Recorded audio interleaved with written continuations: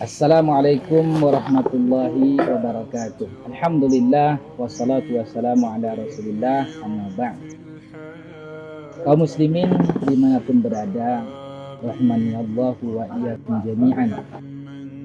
Di antara bentuk syukur seorang hamba kepada Allah adalah dengan mengikuti perintah dan menjauhi larangannya.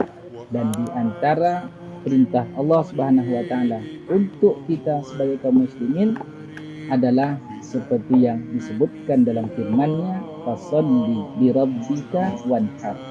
Salatlah untuk Allah dan menyembelihlah. Dalam bahasa lain, berkurbanlah.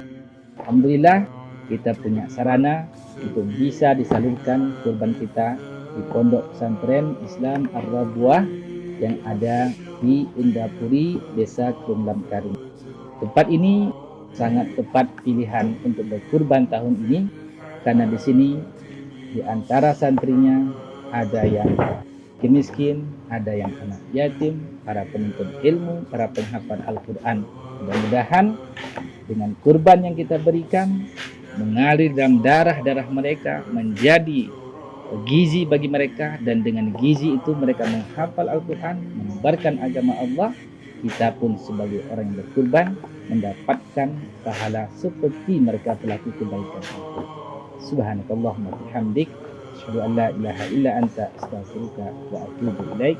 Assalamualaikum warahmatullahi wabarakatuh.